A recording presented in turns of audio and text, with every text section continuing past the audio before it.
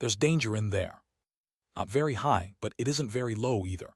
This means that Madame Sharon is still in the building. She hasn't fled yet. Klein froze for a moment, quickly realizing the reason. He had entered a unique state by summoning himself to inspect the safe. He hadn't forcefully broken the lock when he was inspecting the secret compartment, nor did he activate any hidden traps. Thus, Madame Sharon wouldn't have discovered that her secret had been exposed. She would only think that there was a break-in, or some private investigator was checking on her to no avail. In such a situation, it was logical that she would continue to stay home. It made logical sense. To lose composure from a tiny matter and overreact wasn't the Madame Sharon whom Klein had come to understand. She was a calm socialite who was capable of acting afraid and pitiful, as well as a Beyonder member of the demoness sect who had kept her identity hidden for many years. If the telephone had been invented, Madame Sharon definitely would have called one of her lovers and complained about the security in Tingeon City, whilst hinting that it was Madame Maynard. Klein began imagining a melodramatic plot. He told Dunn and Kenley the results of his divination as well as his guess. That's the most reasonable deduction. Dunn pressed down on his hat as he looked at the second floor of Madame Sharon's apartment. There's no need for us to rush in. Why? Kenley, who was holding sealed artifact 30217, instinctively asked. He was filled with fear toward the spirit medium mirror in his hand. He was afraid that some unexpected event would arise from the sealed artifact. Dunn wore his black gloves and looked at Klein. Do you still remember what happened when we tried to capture Instigator Trissy? Remember, Klein replied after some thought. She seemed to be able to detect our presence and make the necessary responses, which resulted in her successful escape. I also remember suggesting the use of bombarding the house when the captain asked me how I would deal with the situation. That was the safest, most sure method. But not this time. We can't use it here as there are many innocent maids in Madame Sharon's house. If we notified them in advance and got them to evacuate, that would definitely catch Madame Sharon's attention. According to Leonard, Trissy could turn invisible. You have to assume that Madame Sharon has that ability too. Klein connected the dots at once. Dunn looked at the crimson moon in the sky and said, Good, your answer is very good. You're rather intuitive in such situations. We cannot approach recklessly and end up alarming Madame Sharon. Try dragging her into a dream from a distance. If I'm successful, you and Kenley will go and capture her. Well, you can make the decision of whether to kill her or not. Kill her if you cannot control her. Your safety is of utmost importance. Captain, your line of thought is always so clear at such critical moments. I was just waiting for you to say that. Klein praised in his heart. Over the months, Klein had grasped most of the unique traits of the different Beyonder powers of his partners when he was casually chatting with Dunn, Leonard, Fry, and the rest. Amongst those, Dunn Smith, who was a nightmare, could freely enter the dreams of a sleeping person even though he was at home or at the Blackthorn Security Company. But how he did it was a secret of his own sequence, and Klein didn't ask about it too deeply. The ability to drag someone into a dream had a limited range and was normally used during direct confrontation. But Klein had once heard the captain say that the ability also had a certain effect when used within a 100-meter radius. But he needed time to complete the process. He couldn't do it instantly, for the process was similar to coaxing a child to sleep. At this moment, Dunn was going to drag the distant Madame Sharon into a sleeping state, a little at a time. After completing the first stages of the restraint, he was going to create the most opportunistic conditions for Klein and Kenley. All right. Kenley was also rather accepting of the captain's plan. Without any more chatter, Dunn leaned on the corner of a wall and shut his eyes. He put his hands together and lowered his head. His black windbreaker and silk hat blended into the night. In the opulent bedroom, Madame Sharon was leaning on her comfortable rocking chair, completely naked. Her fair and excellent figure was completely exposed. She sometimes turned her head towards the full-length mirror to admire her charming self. As she looked, her face would flush red as tears welled in her eyes. Her expression emitted a strange tenderness amidst her stupor. The skeletal statue of the goddess was sitting on the table beside her. The thick strands of hair seemed gentle under the warm pink light. Slowly, the frequency in which Madame Sharon looked into the mirror decreased. Bit by bit, her eyelids couldn't help but droop. Seconds turned into minutes when Klein suddenly recalled something. How was the captain going to notify Kenley and himself, after he successfully dragged Madame Sharon into a dream. Madame Sharon would wake up if the captain left his nightmare state, and she would notice that something was off. I wonder if the captain is capable of giving hand signs while dreaming at the same time. Klein looked at the worried Kenley pacing around, and intended to discuss this with him in order to distract him. At that moment, his mind turned into a blur. He saw a giant crimson moon, as well as Captain Dunn Smith in his black windbreaker under the moon. There was also the short Kenley, his expression dazed. Klein realized that he too was dreaming. I've been dragged into a dream by the captain, so that's how he was going to notify us. He wanted to facepalm himself, but could only maintain his trance-like state while saying muddle-headedly, "Captain." Dunn nodded slightly and said, "Madame Sharon has entered a dream. You can take action now." He then emphasized, "Remember to be careful, and don't be too reckless. We would rather miss the opportunity than take unwarranted risks." Just as he finished his sentence, the world before Klein shattered. His eyes reflected Dunn Smith again. He was still at the corner of the wall, looking down with his hands clenched tightly into fists. On the other side, Kenley, who had stopped pacing about, also opened his eye. The duo exchanged looks and nodded. Both of them entered a state to execute their operation. Even though this was the first time Kenley was participating in a relatively dangerous mission, he was still more experienced than Klein. He had attended many official missions, so he quickly adjusted his mental state, becoming calm and sharp. Of course, this could also be attributed to the augmentation the knight had on a sleep. This was also one of the reasons Dunn had chosen Kenley over Fry for this operation. "Let's go." As a Sequence 8, Klein took on the role of the leader, signaling for his partner to follow. Kenley didn't object. He gripped the tightly wrapped mirror and softened his footsteps as he followed. Klein led him to the place where he scaled the wall previously. He grabbed onto the crevices of the wall and made it to the top of the wall with little effort. He maintained his ridiculous sense of balance and turned around, bending down and grabbing the spirit medium mirror Kenley had tossed over. The moment he touched the mirror, Klein felt his spiritual perception tighten suddenly. It was as if what was covered by the black cloth wasn't a mirror, but a door to some unknown, dangerous alternate world. Indeed, any item that requires sealing has some malefic side to it. Klein internally muttered to himself wistfully as he watched Kenley scale the wall. In order to facilitate movement, Kenley had placed his cane beside Dunn. Klein didn't dwell on that matter. After making their way through the garden to the side of the building, he climbed the pipe up to the balcony of the second floor, just as he did before. He then hung naturally from his feet, allowing his body to fall, once again taking sealed artifact 30271. Kenley looked at him, puzzled. But immediately, he nodded his head in enlightenment. At that moment, Klein was shocked by his own actions. He exerted a force using his waist, and with the support of his left hand, he easily flipped over. What happened just now? Why did I move like that? It felt so natural. Is that an ability of the clown? He thought back and felt that he was able to better display the unique characteristics of a clown in actual practice. After waiting for Kenley to easily make his way up, Klein handed the spirit medium mirror back to him before pulling open the unlocked door of the balcony. Kenley carefully pulled away the black cloth wrapped around sealed artifact 30271. He pointed the object mirror side down, reflecting the tiles on the ground. One of the rules of the spirit medium mirror was not to use it on yourself or your partners. After putting away the black cloth, Kenley took out his revolver and followed behind Klein. They made their way past the corridor towards Madame Sharon's bedroom, their footsteps light. Klein wielded his readied revolver, and, while activating his spirit vision, he reached out for the door handle with his left hand. He didn't dare to be careless since his divination told him that there would be danger present. The reason why he didn't make another quick divination was that he knew the presence of the primordial demoness's statue in the room. At this distance, his divination would definitely be interrupted.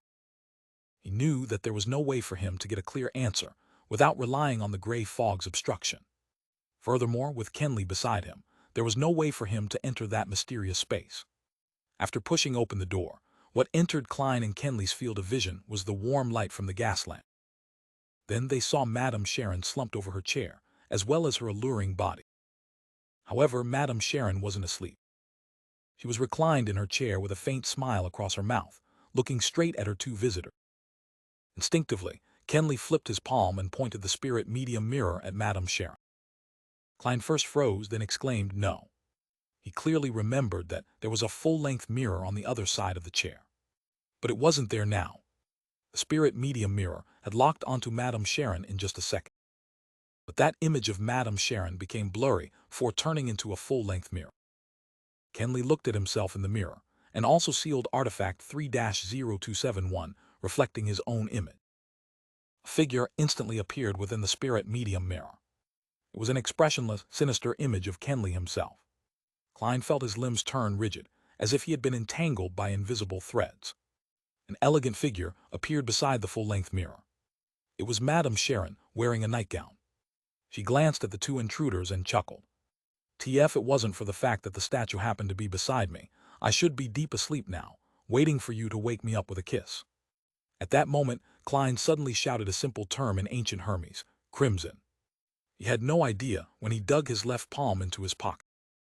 He deftly flicked his fingers and tossed out a slumber charm. Uniqueness, the silver charm suddenly turned ice cold, just like a crystal coat with layers of frost. Klein shivered and suddenly became more alert. His fear and agitation temporarily froze. He quickly injected his spirituality into the charm and pushed the thin silver piece out of his pocket with his fingertip, causing it to drop to his feet. A crimson flame appeared in the air, and the sound of light, continuous explosions echoed in the room. A serene and deep feeling instantly emanated and engulfed most of the bedroom, including Madame Sharon, sleepless Kenley, and also Klein himself. The slumber charm was an item that didn't distinguish between the enemy and the caster. In most situations, using it meant throwing it at the enemy. That way, the caster would only be affected by the remnant shock waves, but not to the extent of failing to resist the temptation of falling into a deep sleep. But Klein's arms were entangled by countless invisible threads. He couldn't throw the charm, so he could only exchange Madame Sharon's slumber with his. But he had long considered such a situation and was prepared. This was because his body was unique, a uniqueness that was unlike most low-sequence beyond. In that instant, Klein's eyelids closed and entered into deep sleep normally, while Madame Sharon and Kenley also appeared to slow down. Klein quickly realized that he was in a dream and rationally knew that he was sleeping. Whenever anything related to dream invasions or similar hypnotic effects were used on him, he could still maintain consciousness. He had discovered this when he was dealing with Dunn's nightmare powers, as well as when Dolly was channeling his spirit. Catcha? Klein tore out of the dream forcefully and woke up. He felt the countless threads binding his arms, legs, and body loosen. As for Madame Sharon, she had a vacant look, as though she was going to shake off the effect of the slumber charm but had yet to wake up entirely. Kenley was on the ground with the spirit medium mirror flipped upside down nearby, while his revolver had been flung to the door. An opportunity. Klein seized the moment while the fine threads loosened. He took out his left hand and snapped his finger. He lit up a faint blue spiritual flame and burned the countless fine threads before him. At the same time, he picked up his revolver with his right hand and pulled the trigger repeatedly. Bang! Bang! The two silver demon-hunting bullets tore through the barrel and fired towards Madame Sharon. Klein didn't confirm the outcome but bent his knees, exerted strength in his waist, and leaped over to Kenley. Simultaneously, he broke the fine strings that were tied around his body. His earlier shots were mainly to inform the captain that something unexpected had happened inside. They were already fighting and were in need of assistance. Of course, if he could shoot Madame Sharon directly, that'd be the best outcome. However, Klein didn't believe a sequence 7 or 6 beyonder could be taken care of so easily. There were faint blue flames twirling in the air, dancing across the fine threads in the room. In such a dreamy scenery, the two silver demon-hunting bullets struck Madame Sharon's body. Catcha! Catcha! Madame Sharon was in her translucent sleeping robe, and her indistinct body shattered like the crimson moon's reflection in a lake. The full body mirror next to her cracked into pieces, and most of them shattered into about thumbnail-sized chunks, while a small amount remained on the frame. They all resembled palms, strangely shaped palms. A substitute. A beyonder power of the demoness sequence. The corner of Klein's eyes swept over it as he already rolled next to Kenley. Since the fine strings were all broken by his movement, the faint blue flames didn't spread over. At that moment, Madame Sharon had vanished, but the sleeping Kenley lifted his hands and gripped his neck so tightly that his saliva began flowing out as his tongue protruded. But he didn't seem like he was going to stop. But in Klein's spirit vision, there weren't any abnormal things around. He suddenly recalled the description of sealed artifact 30271. The most dangerous situation is when you see yourself. Could it be that Kenley saw his own reflection in sealed artifact 30271 through the full body mirror? Klein speculated. He quickly took out another silver charm, without having the luxury of time to think about it. It was a triangular-shaped item, a requiem charm. Crimson. Klein said the ancient Hermes word, while he instilled his spirituality into the charm and threw it out. Then he pressed down his left hand and grabbed the spirit medium mirror. He used the corner of his eye to determine that the sealed artifact was facing downward, so it wouldn't reflect himself. The triangular silver charm ignited into icy blue flame. The gentle and serene darkness blanketed Kenley and affected Klein himself. The nervous emotions dispersed in that instant.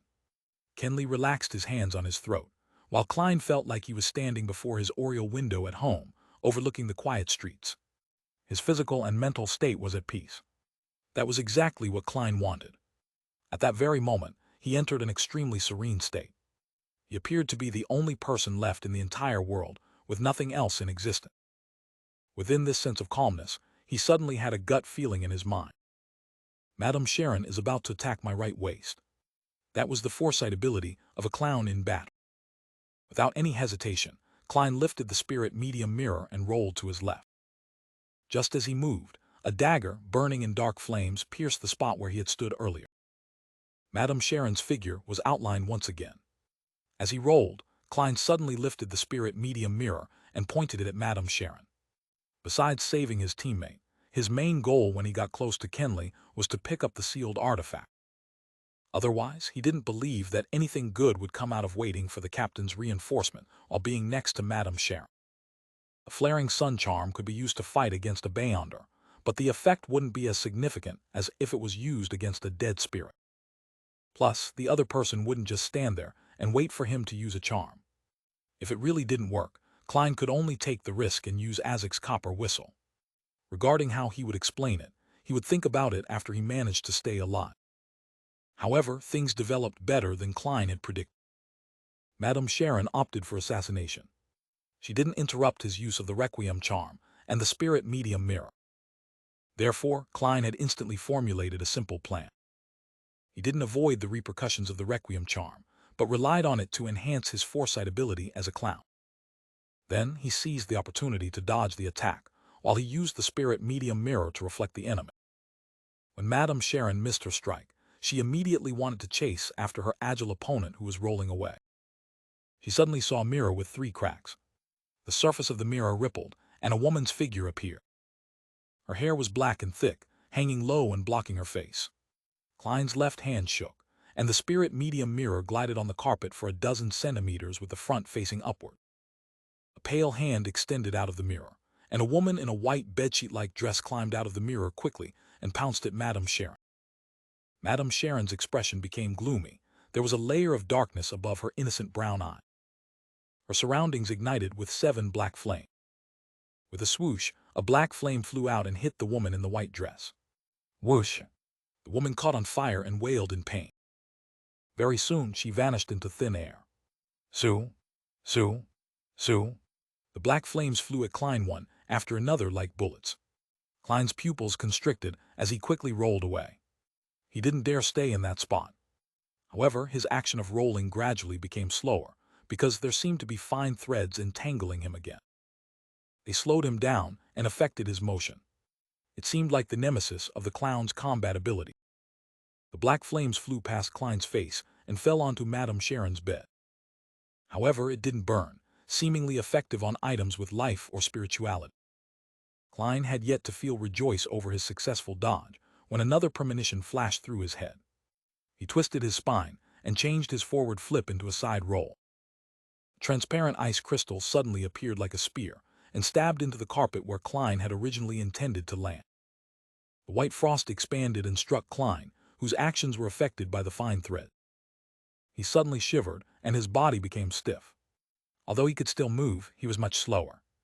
Madame Sharon had black flames surrounding her again, and there was a transparent ice spear that condensed in her hand. Klein didn't hesitate any further as he shoved his hand into his pocket and grabbed Isaac's copper whistle. He he he. Just then, Kenley shook off the effect of the requiem and slumber charm. He got up and looked towards Madame Sharon with a pair of vacant-looking eyes. His face seemed to be blanketed by a shadow, making him look silent yet creepy. Thud, thud, thud. Kenley leaped at Madame Sharon, who was the closest. Madame Sharon narrowed her eyes and shot the black flames surrounding her one after another at Kenley. Poof, poof, poof. The black flames disappeared like snowflakes and didn't have any effect. Klein was stunned at first, then he lifted the gun in his right hand and pulled the trigger while aiming at Madame Sharon. Bang! Madame Sharon dodged ahead of time and threw the frost spear towards Kenley, but it only penetrated his clothes and not his skin. Hence, it didn't create a freezing effect. Bang! Klein fired again, and Madame Sharon dodged to the side of the broken full-body mirror and picked up a palm-sized fragment. She continued to walk swiftly and dodged another bullet. She then used the irregular fragment to reflect Kenley as he leaped over at her. Right on the heels of that, Madame Sharon dodged to the side as she swiped the mirror with her palm, which was covered in black flame. At that moment, Klein had emptied his revolver. He had no choice but to throw it, letting the empty shells and revolver fall to the carpet. Just as he rolled over to pick up Kenley's revolver, he heard his teammate's tragic scream. Kenley stopped before bending over and vomited. It was bile at first, then a red heart, followed by his lungs and stomach that were burning with black flames. The dye, the beating heart, the yellowish-green liquid, the silently burning black flames, and the falling figure entered Klein's field of vision and etched themselves deeply into Klein's mind. The most dangerous mission he had encountered up to this date had been when he was dealing with Ray Bieber, who was in the midst of digesting. Even such a terrifying and dangerous monster had only resulted in severe injuries to the Beyonders on the mission. No one had to sacrifice their lives. The deaths of the Beyonders Klein had witnessed, including old Niels, were all due to them losing control. The murderer might be strange and indescribable or related to evil gods, but they had nothing to do with the missions they undertook. Now he was looking at one of his partners being killed in action. The death was purely due to one mistake. Nighthawks were fighting against madness, but so were they also fighting against danger. There might never be an opportunity to make up for that one mistake. Klein's thoughts erupted with a boom. Apparently having taken a huge blow, he knelt down and lifted his right hand, firing successive shots at Madame Sharon. The silver demon-hunting bullets pierced through the invisible threads and shot towards her head and transparent sleeping gown. Suddenly, Madame Sharon appeared to be yanked in another direction by something, allowing her to successfully avoid Klein's manic shooting. Klein only managed to collect himself and regain the ability of rational thought when he finished firing the 5 bullets in his revolver, and the sound of the hammer striking an empty chamber entered his ears. His heart tightened. Without any time to reload, he tossed the revolver to the side and took out a stack of tarot cards. Puh! Madame Sharon's body moved to the side and saw a card fly past her, piercing deeply into the surface of the makeup table. She smiled, her beautiful brown eyes once again taking on a black luster. At that moment, her waterfall-like brown hair suddenly flailed into the air like it was lifted by an invisible force. Madame Sharon froze. She wanted to dodge, but she was too slow. Klein had tossed out a magician card, successfully pinning her hair to the wall. Puh! Madame Sharon forcefully tore away her hair and rolled forward, her body quickly vanishing from Klein's line of sight. She's turned invisible again. Klein had a tarot card between his fingers as he slowly turned around while being alert of his surroundings. Suddenly, he realized why Madame Sharon had to give up her attack and why she had slowed down. If the situation had developed normally, Klein would have had no choice but to use Isaac's copper whistle to deal with this terrifying demon. Yes, the captain must be around here somewhere. He felt a little excited. He looked around, his gaze instinctively falling on the window. At the same time, he made a judgment in his heart. Madame Sharon wants to flee. She knew that we still have a partner with the ability to drag her into a dream, but she was unsure if there would be other reinforcements from the Nighthawks, mandated punishers, or machinery hive. Even though she's powerful, there's no way that she can wipe out a team of Beyonders on her own. With that thought, Klein flicked his wrist, tossing the tarot card towards the window. Whoosh, whoosh, whoosh. He threw out 5 cards in succession, 3 sealing the window and the other 2 towards the door. Crack, thud, thud. Amidst the sound of shattering glass, 2 tarot cards dug into the ajar bedroom door, one after the other. As he expected, Klein heard the sound of dodging. He once again tossed cards out, making use of his clown's intuition to pinpoint where he should be aiming. The cards pierced through the air and rapidly advanced before drilling themselves into the sturdy wall. However, a figure was quickly outlined in the air. It was none other than the brown-haired Madame Sharon, who was in a translucent sleeping gown. The moment Madame Sharon was exposed, her eyes lost their focus, as though she was falling asleep standing. Captain Klein scanned his surroundings, but was in no hurry to throw his card. This was because he knew that Madame Sharon would quickly break out of the dream. He had to deal fatal damage in these 2 or 3 seconds, or their opponent would escape. It was easy to escape from a nightmare when there was a huge distance between them. Bending his knees, Klein rolled forward diagonally. He went prone and extended his right hand, grabbing the edge of the spirit medium mirror that was facing up. He then flicked his wrist before his reflection could appear in the mirror. He tossed sealed artifact 3027-1 towards Madame Sharon, mirror side facing her. Madame Sharon's body trembled. The color of her brown eyes was quickly restored as they once again found their focus. And awakening before her was a crystalline layer of sturdy frost that appeared on the surface of her body. However, she didn't see the card, nor the demon-hunting bullet approaching her. All she saw was a mirror, and that the mirror was reflecting her innocent, yet alluring beauty. That beautiful face in the mirror suddenly became contorted. Wrinkles, gashes of blood, and rotting spots appeared on her face. No! Madame Sharon let out a shrill cry, as if she had just witnessed someone she loved die. Her skin quickly took on a green color, as yellow pus flowed at the corner of her eye. After a moment of suffering, a silent black flame burned outward from within Madame Sharon, as if she was trying to expel something. The black flames then condensed into a thick frost, as if it was creating a coffin for an eternal rest. The invisible threads finally took on a color that was visible to the human eye. They enveloped the frost, forming a gigantic cocoon. Thud, thud, thud. Sealed artifact 3027. One fell onto the ground and tumbled before stopping beside Madame Sharon's giant cocoon. At that moment, Dunn broke through the window frame and somersaulted into the room. He caught sight of Kenley, who had stopped breathing, and his expression sank. It was at this moment the cocoon cracked open. The coffin of ice crumbled an inch at a time as black flames turned into specks of light, dissipating into the surrounding. Madame Sharon's skin had regained its normal color. Her eyes showed fatigue, but she seemed normal. Her eyes reflected Klein, who was still sprawled on the ground.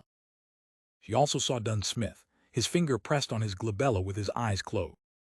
Formless ripples spread outward from Dunn, as Madame Sharon's eyelids drooped uncontrollably. Under Dunn's windbreaker were writhing, snake-like objects. Klein knew that the captain couldn't restrain Madame Sharon for long, just like when they were previously fighting Monster Bieber. Klein rolled forward again, grabbed his revolver, the one he had previously tossed onto the carpet. He grabbed 3 demon-hunting bullets with his left hand and familiarity stuffed them into the round chambers. Puh! Klein closed the cylinder and stood up, taking aim at Madame Sharon with both hands on the gun. He aimed at the center of her forehead. Bang! He controlled his body with the abilities of the clown and pulled the trigger. The silver demon-hunting bullet pierced through the air, accurately hitting the fixed target. A bloody gash appeared between Madame Sharon's eyes, but the bullet seemed to tear through multiple layers of obstruction, causing it to lose the bulk of its power, rendering it unable to pierce through the target's skull. Klein fired another 2 shots without hesitation when he saw Madame Sharon suddenly open her eye. Bang! Bang! A rain of blood splattered amidst white dots. The stunning beauty that was Madame Sharon had become a mutilated corpse that would incite nightmares in every man. She had long run out of substitutes to use. Phew! Phew! Klein lowered his arms and panted heavily. Madame Sharon, with only half her head left, slumped onto the ground. She still had an exceptional figure, her skin still white and tender. Dunn straightened himself up and opened his eyes. He too lowered his hand from his glabella, his face a little pale. He wasn't injured, but he looked as though he had lost a lot of blood. TF, it wasn't for the fact that she wanted to kill a few people before she tried to escape. If it wasn't for sealed artifact 30271 reflecting herself by chance, we probably would have only been able to injure her. Dunn slowly walked forward to Klein's side, his voice unusually low. If it wasn't for how unique I would have died along with Kenley in the first 10 seconds of the battle. Klein turned to look at Kenley, who was silently lying on the black ash. He exhaled. Captain Kenley, no, Dunn replied with a raspy voice. I made a mistake. I was fooled by Madame Sharon. I didn't expect her to secretly escape from the dream. He paused, then he said in a serious tone, but you have to get used to this. It's normal for Nighthawks to die during mission. Perhaps the next one to die would be me. Klein fell silent, not knowing how to reply. Kenley still had his eyes open, staring blankly at the ceiling. May the goddess bless you. May you find true peace. Dunn walked over to Kenley's side and drew a crimson moon on his chest. He then squatted and closed his partner's eye. May the goddess bless you. May the serene night no longer harbor any danger or madness. Klein also drew the crimson moon as he prayed silently in his heart. A few seconds later, he forcefully retracted his gaze and asked in a heavy voice, Captain, should I channel her spirit now? Dunn nodded indiscernibly. Don't attempt to ask about the primordial demoness. That's very dangerous. I'll guard you and prevent any accidents from disturbing you. Klein didn't tarry. He took out the various ingredients and quickly set up an altar, starting the mediumship ritual. After reciting the incantations, he took a step back and used a dream divination. Madame Sharon's partners. Madame Sharon's partners. After reciting the statement 7 times, Klein entered a dream. He saw Madame Sharon's soul within the hazy world. He reached out to the transparent, ethereal soul, and the scene before his eyes changed. It was a night scene. Madame Sharon, who was wearing a long black robe, handed an ancient bronze book over to Instigator Trissy. She laughed a little manically after hearing the latter's doubt over the term witch. Weren't you always curious? Curious about why our upper echelons are all female? So it really was the demoness sect. Leonard's guess accurately matches the truth. He really does have a huge secret. The corresponding sequence 7 for assassin and instigator is witch. What a trap, Klein thought to himself. The scene immediately changed. Klein saw a vast hall with narrow windows all around the place, and a lady clad in a pure white robe. Her back was facing Madame Sharon as she said with a smile, we can reach sainthood as long as we advance towards the primordial. We can attain power, attain salvation, and avoid the end of days. Madame Sharon lowered her head and asked curiously, why must we become women? Is it because the primordial is a woman? Do women symbolize destruction and calamity? The lady whose back was facing Madame Sharon answered calmly, no, men are the same. They are the synonym of war. These are two similar pathways. Pleasure synonym of war, a similar sequence as the demoness sequence pathway. Which one would it be? Klein watched the movie-like scene as he recalled the sequence pathways that he knew of.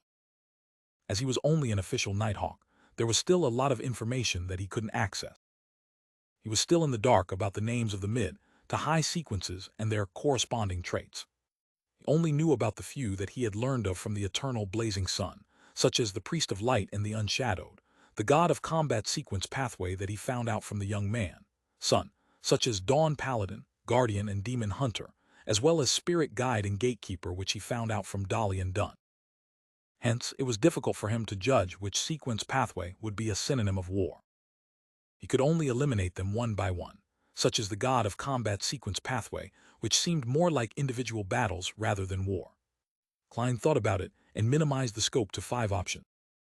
First was the Arbiter sequence pathway, which the Lone Kingdom's ruler, the Augustus family, and the Phaenopotter Kingdom's Castia family were in control of. But Klein felt that this option was the least likely because the Arbiter's corresponding sequence 8 was Sheriff and sequence 7 was Interrogator, which both seemed to be leaning towards trial and judgment but not towards war. Second was the 4th Epic Solomon Empire's pathway of the Dark Emperor. Its sequence 9's modern name was Lawyer, which was good at discovering and using the flaws and weaknesses of an opponent, while also possessing outstanding eloquence and logical thinking. That was the second lowest possible sequence pathway. He suspected that the development of the sequence would make use of rules and walked in the shadow of order. Of course, war was also considered as one of the shadows of order. Third was the Hunter sequence pathway that was in the control of the Fasek Empire's rulers, the Einhorn family, the Intis Republic's former royal family, the Sauron family, and also the hidden organization that only appeared in the last 200 to 300 years, the Iron and Blood Cross Order. Klein thought it was quite possible.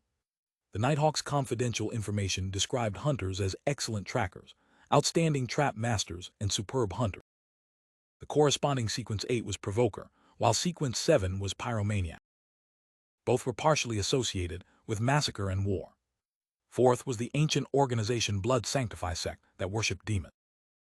They were in control of the criminal sequence path. From the sequence title itself, Klein felt that it had a high possibility. Fifth was the Rose School of Thought that was known for bloody ritual. They had the prisoner sequence pathway, and the reason was the same as the one before. Just as Klein was drowning in his own thoughts, the scene before him changed. Madame Sharon had just finished showering, and her wet hair hung low. There was a fresh yet seductive charm on her face. I can't see the woman in the white robe that turned Madame Sharon into a demoness. It might be because my psychic ability is still lacking. Klein reined back his thoughts and redirected his attention to what was before his eye. Madame Sharon flipped her hair, and water droplets glided down her cheeks. She looked towards the man who was waiting on the bed as she giggled and said, "Do you need me to take care of Maynard?" The middle-aged man on the bed creased his eyebrows and shook his head. "Not unless you can guarantee that there won't be any traces left behind." "But that's impossible. Besides, what means do you have?" Looking at the man before him, Klein was taken aback at first before suddenly feeling that it was within expectation. The middle-aged man's photo often appeared on the front page of the Tinjin City Honest paper and other newspapers. He was the current mayor that was looking to be re-elected, a member of Conservative Party. Madame Sharon smiled, but didn't delve deeper into the topic. Her robe was halfway up her legs, and she walked gracefully to the side of the bed. The scenery before him changed one after another, until Klein saw many members of parliament, businessmen, and civil servants who appeared on the newspaper occasionally. They would either discuss how to receive donations, bribe voters by going around the Campaign Act, or promise protection and solve problems. In the entire development, Madame Sharon acted as a broker. "This is actually a documentary, right? Tour the upper circles of Tinjin with Madame Sharon. Well, but why are there so many bed scenes? Many nobles and members of parliament knew that Madame Sharon had many lovers, so why did they look like they couldn't resist the temptation? Was this an ability of Madame Sharon's sequence?" Klein watched thoughtfully as he speculated. Through the divination earlier, he was certain that none of the guys in Tinjin's upper circles knew of Madame Sharon's true identity, nor did they collude with her to murder Maynard. In other words, Maynard's death was Madame Sharon's own decision. Why? She had no reason to take the risk. Of course, from Madame Sharon's perspective, she possessed the beyonder power to interfere in divination, and she could also create a sudden death from sexual pleasure and make the death appear natural and accidental. Killing Maynard wasn't something risky that would expose her identity, but she clearly lacks a motive. It doesn't match the risk involved. Could it be one of the requirements of her acting? But she could definitely find someone whose identity and status wasn't as sensitive. Then the case wouldn't have fallen to the Nighthawks, mandated punishers, or the machinery hive. The most important point was that Madame Sharon should have been able to tell that Maynard's wife hated her and was extremely indignant. That made it highly likely that someone would be sent to investigate her. So why didn't she move those sensitive items like the white bone statue away? She could have buried it in the garden or something. Was she so confident in the security of her safe and its hidden compartment? Amidst his suspicion, Klein saw that Madame Sharon's spirit had yet to disperse. He seized the opportunity to do another dream divination. This time his divination involved Madame Sharon's true motive for killing John Maynard. After he recited it in silence, Klein entered a dream once again and saw a new scene. Madame Sharon held a glass of red wine which resembled blood. In her loose sleeping gown, she was pacing back and forth in her room. Finally, she drank the rest of the wine in one gulp, as though she had decided on something. The scene dispersed quickly, leaving Klein even more confused since Maynard's death looked like Madame Sharon had volunteered to do it without anyone's instigation. "That's weird," Klein muttered to himself and used another few divination statements. But the answers were no different. Seeing that Madame Sharon was growing transparent and illusory, signifying that she was going to disappear soon, Klein thought and made final contact with the dead spirit. Sequence potion formula of the Demoness pathway. Sequence potion formula of the Demoness pathway. Klein recited the new divination statement. With the aid of cogitation, he got into his dream very quickly. At first, he didn't want to do the divination, because he felt that the Demoness pathway only spread disaster and created pain. Even if he obtained a corresponding potion formula, he was unwilling to sell it to anyone and indirectly become a murderer. Then he recalled another matter from before. With his understanding of the spectator potion, he had been able to suspect and verify that Daxter Guderian was a member of the psychology alchemy. So, in order to better fight against the demonesses in the future, he'd to learn more of the traits of their sequence pathway. Yes, after Hood Eugen's death, Daxter Guderian has yet to contact. I'm guessing the psychology alchemist sent some stronger members for an investigation, and he hasn't dared to make any moves. As Klein's thoughts flashed, he saw the dark hall again. He saw the woman in the holy white robe again. Madame Sharon hung her head low, and she could only see the other woman's legs, a pair of flawless legs. Soon she heard a melodious voice. Pleasure, that is the name of the Sequence 6 potion, the goal that you are about to advance to. If you succeed, you'll be a demoness of pleasure. When pleasure is irresistible and impossible to break away from, it's a form of agony. This is also a maxim that you have to live by. As long as you complete your advancement, besides the enhancement of your various abilities as a witch, you'll also become more beautiful, making you better at seduction, and providing unforgettable pleasure to the same or opposite sex during love-making. You'll be able to make strange threads like a spider and utilize them. Immediately following that, an ancient silver book appeared before Madame Sharon. After it was opened, there was the formula and ingredients placed separately. Main ingredients: a pair of succubus eyes, an adult black widow spider silk gland. Supplementary ingredients: 100 ml of purified water, 5 drops of black jimsonweed juice, the complete remnants of a succubus's hair, 10 grams of phainopod or fly powder, and 5 grams of real mummy ashes. The scene changed again. It was the same hall, the same long white robe, and the same woman with indistinguishable features. But now, the difference was that Madame Sharon had returned to her original state. She was now the young man in the picture from before. A melodious female voice reverberated in his ear. This is the name of the Sequence 7 potion. I'm sure you're surprised. Yes, I still can't believe it's called witch, Madame Sharon said in a rather agitated manner. Remember, if we want to get closer to the primordial, we have to be more and more like her. She's a woman, so we have to be women too, the melodious female voice replied. Either you give up or you accept. After you become a witch, you'll become a true woman, and your appearance and charm will be enhanced substantially. You'll have the ability to turn invisible and use substitutes. You'll gain a rudimentary mastery of various dark magic. You'll be skilled at disrupting the divination of others, and you'll also gain the favor of the black flame and icy frost. The main ingredients are every drop of an abyss demonic fish's blood and an agate peacock's egg. The supplementary ingredients are 80 ml of purified water, 5 drops of jimsonweed juice, 3 scales of a shadow lizard, and 10 drops of daffodil juice.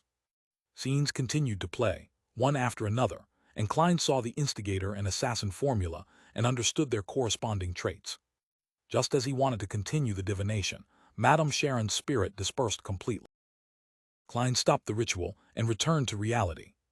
He packed up the ingredients, removed the wall of spirituality, and told Dunn Smith about the outcome of his mediumship without holding back any information. Then he expressed his suspicions on Madame Sharon's murder of Maynard.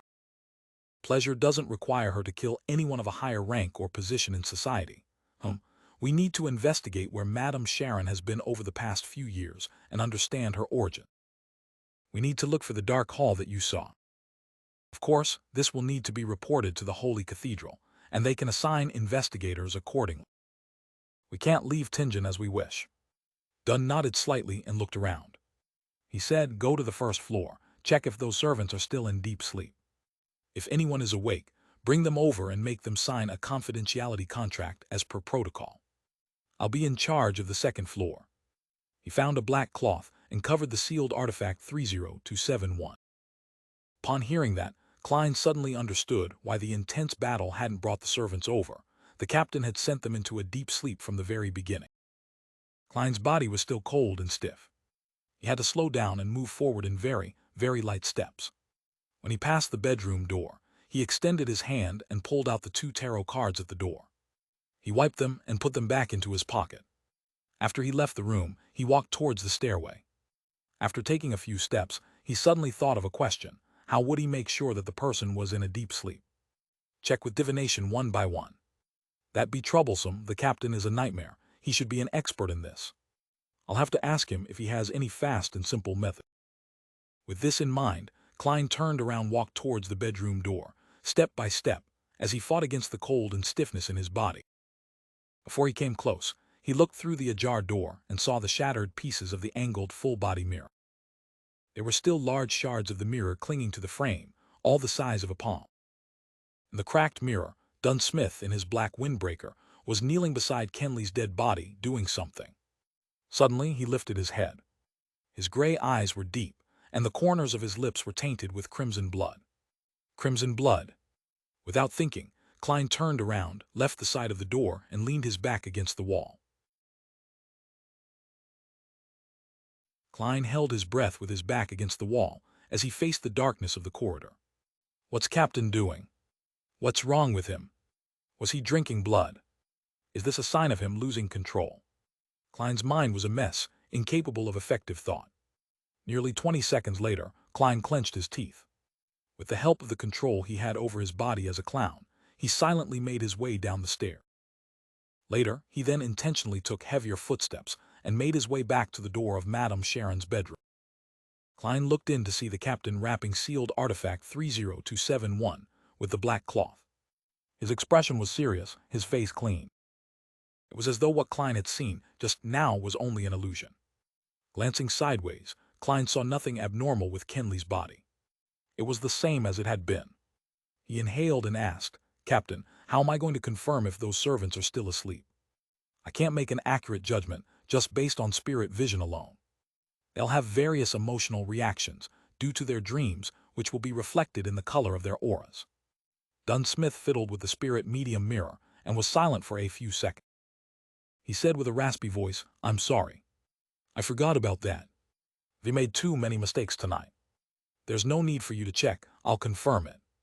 He lifted his hand and pressed his glabella, then he closed his eyes, allowing formless ripples to spread towards the first floor. It was crystal clear to Nightmare if anyone was asleep or not. Klein froze when he saw this. He looked down and bit at the insides of his lips. "Captain, were you really drawing me away just now? What are you doing?" "You know what you're doing." He abruptly turned to look at the window, only to see the crimson moon hanging high in the sky, seemingly unchanged for thousands of years. After collecting himself, Klein used the cover of picking up his tarot cards, revolver, half-top hat, and other items to closely examine the corpses of Kenley and Madame Sharon. They maintained the same look as when they died, but their skin was turning pale at a rapid rate. They also had tinges of blue and black marks. It's a little weird, they seem to be missing something. It's not something specific, but more of a feeling, Klein muttered to himself. He felt his hair stand on end, due to the chilly wind blowing through the shattered window. At that moment, Dunn opened his eyes and said in a deep voice, "They're all still asleep, but some of them are close to waking up." That's good, that's good." Klein looked at the captain, not knowing what he was saying. Dunn surveyed the surroundings and said, "Clean up the scene, then get someone from the nearest police station to come over. Oh, and make a trip back to Zoudeland Street and get Fry to come help out." Klein gave the captain a deep look and nodded with his teeth clenched. "Okay." With Dunn's help, Klein quickly cleaned up the scene and left Madame Sharon's house through the front door. Walking through the garden and coming outside, Klein couldn't help but look back. All he saw was the silent nursery in the dark. There was no light at all. He turned, his heart heavy. He soon located the nearest police station based on his memory. This was common knowledge to the Nighthawks. Knock, knock, knock. Klein knocked on the steel door. Some time later, the officer on duty passed through the courtyard with a lantern in hand. He opened the door and observed Klein suspiciously. "What's the matter?" Klein failed to force any expression. With a heavy face, he produced his documents and showed it to the police officer. "There's a serious murder case at 15 Osna Street. Immediately call for other officers to head there to help out." The police officer lifted his lantern and scrutinized the documents before putting his feet together and saluted. Yes, sir. Having settled this, Klein headed back to Zoudeland Street on a rental carriage. On the way back, he sat in the dark carriage. His thoughts were in a mess and unfocused. Kenley is dead. I remember that he was recently engaged. His parents are still alive. What was the captain doing just now? Does he crave fresh blood? Or does he have other motives? His memory is still as poor as before, without any obvious improvement. This means that he doesn't have the warning signs of losing control. But he's known about the acting method for some time now. Does the fact that his memory hasn't improved mean that there's a problem? No. It must be because the captain is still figuring out the proper way to act as a nightmare. Yes, the most important reasons why Kenley died was because of sealed artifact 30271. It was the captain who gave it to him. What am I thinking? It was a logical decision back then. It was also the captain who suggested using sealed artifact 3-0271. Calm down, calm down. I cannot make blind guesses. But I cannot wait around either, or the situation might worsen. I'll send a letter to Madame Dolly later and see if she knows what this situation means. Even if she doesn't know the exact answer, she'll definitely understand the signs of danger and inform the Holy Cathedral. That way, we can smother the problem in the cradle and get the captain back to normal. No, the captain might not have a problem. I might have misunderstood something. I'll see what Madame Dolly says. Klein had already made a decision when the carriage arrived at 36 Zoudeland Street. He was no longer flustered and helpless as before. He went up the stairway toward the entrance of the Blackthorn Security Company with heavy steps and opened the door from a key he fished out. The familiar setting calmed him down considerably. It reminded him of how he felt when he asked the captain for help every time something was wrong. Taking a deep breath, Klein went to the recreation room and found Fry reading alone under the gas lamp. Fry turned to look at Klein, his cold face revealing a look of concern and worry. Did something happen? Where's Captain and Kenley? Klein replied with a raspy voice. Kenley's dead. He died at Madame Sharon's hand. We all made mistakes. The captain is guarding the scene. He needs your help there. Before they left, the captain had informed Fry about the general situation. He told Fry that if they weren't back within 2 hours, he was to send a telegraph to the Holy Cathedral. Similarly, since they had to apply for sealed artifact 30271 and enter Channy's gate at night, Rial, who was guarding Channy's gate, was also notified of the mission. According to the internal guidelines of the Nighthawks, a captain could permit the opening of Channy's gate at night. If the captain was present, then only the captain could enter. Fry froze for a moment, then he let out a sigh. He drew a crimson moon on his chest. He put on his coat and hat and headed out the door. When he walked past Klein, he suddenly said softly, "You don't need to blame yourself. Making mistakes is something we can never avoid. We must always trust our partners." Yeah, Klein closed his eyes, his vision turning blurry. Klein and Fry first headed to the basement to notify Rial, before locking the door to the Blackthorn Security Company and rushing to Madame Sharon's house. It was nearing dawn by the time they got Kenley's corpse and Madame Sharon's half-decapitated body back. Dunn stood in front of the mortuary, silently looking inside.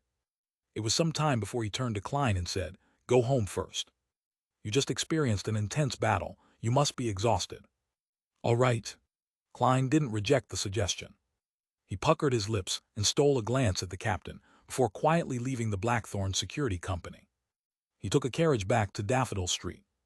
Just as he had done the previous time, he easily entered his bedroom and locked the door. Taking out the silver ritual dagger, Klein sealed the room with a wall of spirituality. He then sat at his desk and wrote urgently, "Dear Madame Dolly, PVE noticed that there's something odd about the captain recently." During a mission Klein stopped when he reached this point. His mind had gone blank. He didn't know how to continue or how to describe the incident. Puh! He threw the pen and crumpled the piece of paper in front of him into a ball. Looking at it, he pounded heavily on the table, sending a reverberating thump across the room. Klein closed his eyes and covered his face with his hand. He didn't move, as if he had become a statue. 5 minutes later, he sighed. He put down his right hand and burned the ball of paper with his spirituality. He watched it turn to ash as it fell into the bin. After organizing his thoughts, Klein took out a fresh piece of paper and wrote, "Dear Madame Dolly, we just completed a mission and regrettably lost a partner. The exact details are as follows. Back then, I felt that with my present standards, my spirit vision was incapable of accurately ascertaining whether the servants were asleep or not, and that it was very troublesome to do divinations for every one of them. Thus, I returned with the intention of asking for the captain's advice. At that moment, through the mirror's reflection, I saw the captain kneeling beside Kenley's corpse, with crimson blood covering his mouth. Team, not sure what exactly happened, nor do I know the state the captain is in. I hope that you can give me an answer. After writing this, Klein read the letter again with a heavy heart before folding it in half. He then set up a ritual and activated his spirit vision to summon Dolly's messenger. He summoned the strange face, which was only a mouth without any eyes or nose.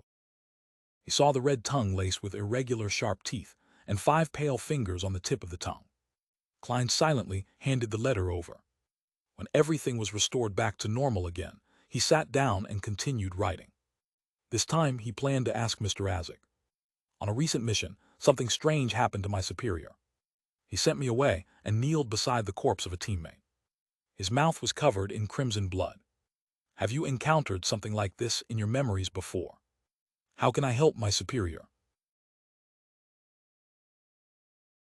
Situation: after folding the letter, Klein took out the copper whistle, put it to his lips and blew hard. In the silence, illusory white bones came flying up from the desk like a fountain and finally formed a huge monster. It was almost 4 meters tall, still covered in a faint glow. Its head was still poking through the ceiling, looking no different from before.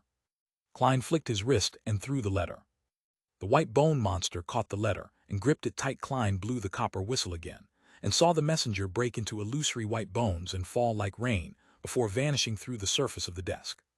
Klein felt much calmer after finishing everything, but he didn't stop trying. He moved the chair back and stood up. He then walked 4 steps counterclockwise and entered the world above the gray fog. The lofty palace and the ancient modeled table appeared before his eyes, as though it would stay the same for tens of thousands of years. Klein sat at the fool's seat of honor. Then he took out the spirit pendulum from his left sleeve and conjured a yellowish-brown goatskin and a fountain pen in front of him. He wanted to divine the captain's situation that night. After some thought, Klein wrote the first divination statement. Dunsmith's abnormality would lead me into danger. In mysticism, divination that involved any danger to the diviner was hardest to infer. It was an instinctual ability of spirituality. In other words, as long as there wasn't an extremely strong disturbance, Klein would be able to get an accurate result from the divination about his own situation. This was also the reason why he would divine if there was danger in the mission, even though he knew that Madame Sharon had the ability to interfere with divination. He also knew that Madame Sharon wasn't strong enough to affect this kind of divination. In order to determine Captain Dunsmith's situation, he decided to eliminate all disturbances and perform the divination above the gray fog. He held the pendulum with his left hand as he recited the divination statement 7 times. He closed his eyes and entered a cogitation state. After a few seconds, he opened his eyes and they returned to their normal color. He looked at the topaz pendant, and he felt heavy-hearted because the pendulum was spinning clockwise. The rotation wasn't small, nor was the speed slow. It meant that the result was positive. It meant that Dunsmith's abnormality would lead him to danger. And the danger level was significant. After he closed his eyes, Klein wiped away the previous content and wrote down a new divination statement. The reason for Dunsmith's abnormality. He put away the topaz pendant and leaned back into the chair. He recited the divination statement as he entered a dream with the aid of cogitation. In the blurry illusory world, he couldn't see or discover anything. There was nothing except gray fog. That means that there was insufficient information, so the divination failed. Klein looked at the goatskin on the long bronze table as he muttered bitterly and helplessly. Suddenly, he felt a strong feeling of exhaustion. He realized that it was the result of an intense battle, continuous rituals, and multiple divination. Klein wrapped himself up with spirituality and stimulated a rapid descent from above the gray fog and returned to reality. He had a few nightmares that night. The ending of each dream was either Kenley vomiting his organs or Dunsmith with crimson blood around his mouth. The next morning, Klein was on duty at Channy's Gate, so he arrived early at the Blackthorn Security Company. At that very moment, Rosin, Mrs. Oriana, and the other clerks had yet to arrive for work. Klein walked through the partition and saw the wide-open door and Dunsmith, who who was seated in the captain's office. Dunn had taken off his coat, and he only had his white shirt and black vest on. He sat in his seat while he held a cup of coffee in his hand. He was staring at the wall in front of him blankly. His hair seemed dry, his gray eyes looked dull, and his face was showing obvious signs of weariness too. Even for the captain, who's experienced many similar incidents, it's still unbearable to lose two teammates in such a short period of time. Klein's heart winced as the scene of the shattered full-body mirror, reflecting Dunn kneeling before Kenley's corpse, with his face covered in crimson blood, appeared once again. Klein clenched his teeth and looked away. After nearly 20 seconds, he composed himself and extended his hand to knock on the captain's door. Knock, knock, knock. Dunn put down his coffee cup as his gray eyes became deep again. He took a deep breath and said, "I've reported the matter to the Holy Cathedral, and they gave an initial reply. The church will compensate Kenley's family with £3,000, and the police department will give £1,000 as bereavement payment, a total of £4,000. To most middle-class citizens, that's wealth that can't be earned in a lifetime. Kenley's weekly salary was £7, making an annual income of £364. Adding in any bonuses and additional income, he would make at least £380. £4,000 is equivalent to 10 years of his income. Such wealth can provide at least £200 of income a year. Although money cannot make up for the loss of Kenley, it's the only effective thing at the moment." Klein had many thoughts passing through his mind before he finally sighed. "That's all we can do." The Church of the Evernight Goddess couldn't be faulted when it came to such matters. Dunn pulled his collar and said in a deep voice, "Go to the basement and take over Real's shift." "All right." Klein nodded slightly. He turned around and walked towards the door. Then he heard Captain add as though he was talking to himself, "We'll send Kenley home later." Send Kenley home, his father, his mother, his siblings, his fiancée. How will they react? Klein's heart tightened, and he was somehow glad that he didn't have to face such sorrow. He knew it was the mentality of an escapist, but he was really afraid of seeing the agony in the eyes of Kenley's parents, or how his fiancée would seem to lose her soul. He was afraid to see their expressions of hidden resentment, and afraid of hearing their sobbing. Klein quickened his pace and hurried to Channy's gate. He completed the shift change with Real in silence. He sat in the duty room and occasionally took out his silver pocket watch and watched the time pass by slowly. After an unknown period of time, Klein suddenly heard illusory sounds that overlapped one another. He saw the 4 black dots appear on the back of his hand and understood that it was either Justice, the hanged man, or the sun praying to him. He had no way to answer them immediately. He could only wait till the notification ended, for more prayers to come, and until the next morning when he returned home. Having just fished his keys to open the door to his house, Klein saw the maidservant Bella wiping the dining table while his sister, Melissa, who was dressed up, and his brother, Benson, came downstairs.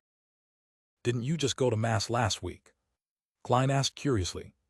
Benson smiled and said, "That sounds like the memory of a person who hasn't gotten any sleep the entire night." "Huh?" Klein looked even more confused.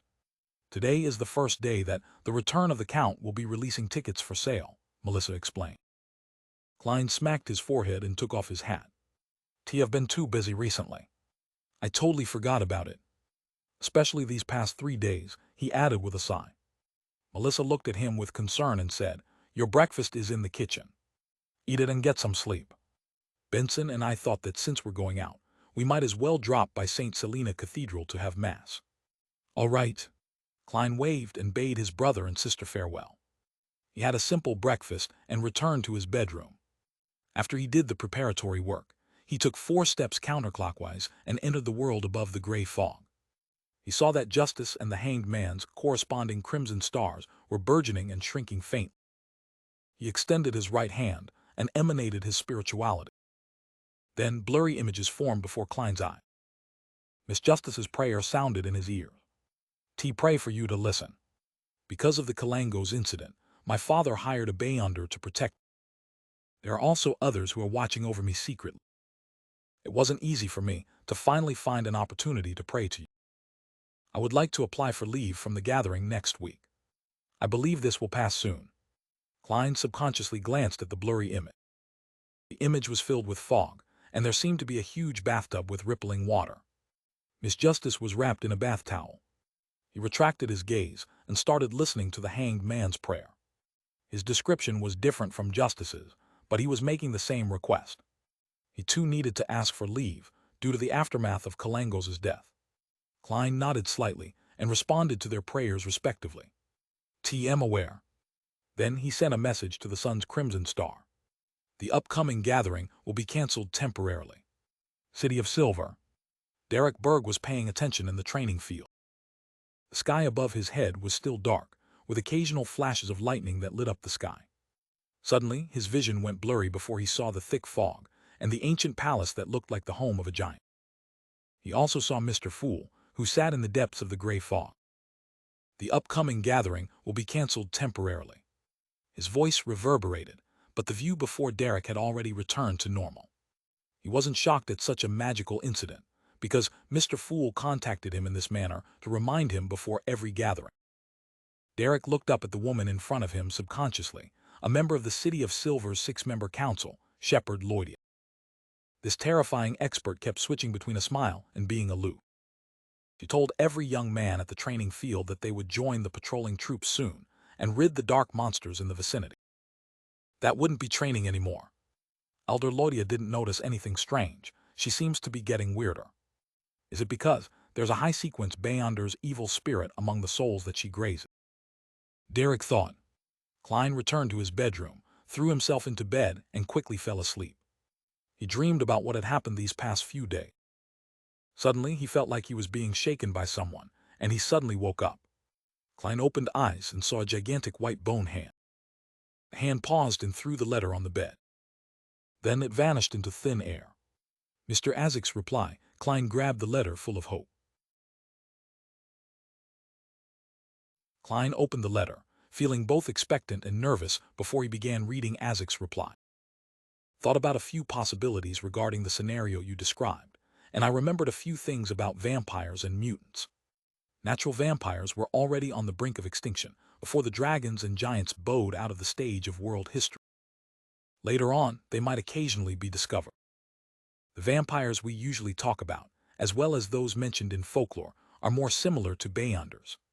I recall that the name of a potion in a particular pathway is called vampire.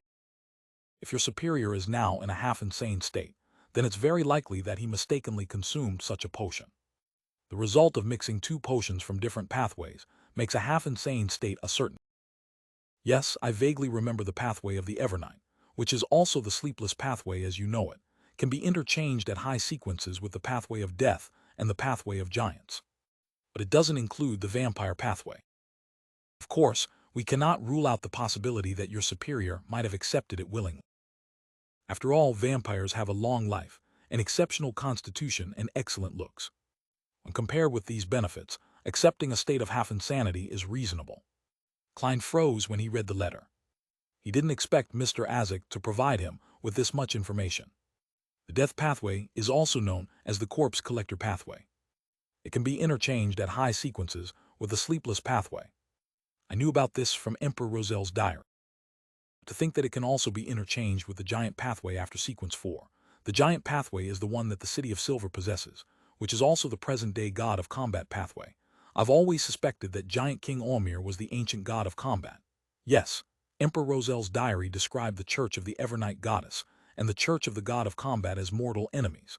Could this be because the pathways they possess can be interchanged at higher sequences? If I follow this line of thought, I can find an explanation as to why the three ancient churches, the Church of the Lord of Storms, the Church of the Eternal Blazing Sun, and the Church of the God of Knowledge and Wisdom, are at odds with each other. That's because the pathways of Sailor, Bard, and Reader can be interchanged at high sequences. Yes, during the end of the previous epoch, the Pale Era, it's likely that the fall of death was caused by the Evernight Goddess and the God of Combat. The captain is perfectly fine usually, other than his poor memory. He doesn't show any signs of half-insanity. I can rule out the possibility of him consuming the vampire potion. Mr. Isaac has recalled quite a number of things recently. Could the creeping hunger have really stimulated his memory? Klein nodded and continued reading the letter. Mutant isn't the name of a particular species. It's more like the description for many similar creatures. Under normal circumstances, they're no different from an ordinary human, but there is an innate, suppressed, twisted desire in their hearts. This desire erupts when they come into contact with a certain scene or object. They become monsters, succumbing to their desires for blood and massacre. After everything settles, they will return to normal again. They become slightly more merciless and unfeeling after each time their desires erupt. This will continue until their souls are completely twisted. The only example of this that I can recall is the werewolf. They're similar to humans for the most part, and they cannot be distinguished using most Beyonder ability. But during the full moon, the twisted desires in their hearts intensify, and their bodies also change accordingly. Your superior might be a potential mutant. The death of your teammate might have triggered his true nature. These are all my personal guesses. I cannot guarantee that there are no other possibilities since I haven't gotten all my memories back. Perhaps your theory of this being a precursor to losing control can also explain this. There's no saving him whether he has consumed the vampire potion or if he's a mutant. Of course, many people have theorized that mutants were originally ordinary human beings, but were put under a strange curse or corrupted by some evil god or devil, and thus transform into a different monster under certain circumstances. Also, I'm not too sure if you can treat him when you notice the warning signs of losing control. I would advise that you report this directly to your superior's superior and hope that there's still time. Klein looked gravely at the desk after placing the letter down. He slipped into deep thought. He had to admit that the theory of a mutant was a very possible one, but he couldn't eliminate the possibility that it was a warning sign to him losing control. All I can do is wait for Madame Dolly's reply. I sent the letter 2 nights ago, so she should have received the letter yesterday morning. If she replied immediately, I should have seen the letter last night or this morning. It's almost noon. Does that messenger not dare to go near Channy's gate? Or was Madame Dolly held up by something? Klein shook his head. He still felt exhausted and used cogitation to force himself to sleep. In the hazy world, Klein was suddenly jolted to his senses. He knew that he was dreaming. He then saw Dunn Smith in his black windbreaker appear in front of him. Responding in a manner congruent with a normal dream, Klein gave a delayed greeting. "Good morning, Captain." Dunn nodded slightly and said, "Leonard found a clue when he was investigating the Lanevis case. He needs your help. The mystery prior that the Holy Cathedral sent over won't arrive until tomorrow morning because of a train fault." "All right," Klein replied in a fleeting voice. Dunn thought for a moment before adding, "There's no need for you to return to Zoudeland Street. Head to 62 Howe Street directly. Leonard will be there waiting for you. It's been hard on you." The moment he finished his sentence, Klein's dream shattered. Klein instinctively opened his eye. Howe Street, isn't that the area where the Divination Club, my classmate Welch, and the member of the Aurora Order live? There sure are many incidents lately, one after another, as if they're culminating in something, Klein thought as he got up slowly. He washed up in the bathroom before changing into a white shirt, brown vest, and black windbreaker. He then picked up his hat and went down to the living room. It wasn't 11 yet, and Benson and Melissa hadn't returned home. Klein informed Bella that he was going out, and that she didn't need to prepare lunch for him. He then took a public carriage to Howe Street and saw the messy-haired midnight poet, Leonard Mitchell, whose hair exuded beauty, waiting for him in at Building 62. Leonard was still in a thin white shirt, despite the chilly September weather. He had paired it with beige pants. He swept his green eyes at Klein.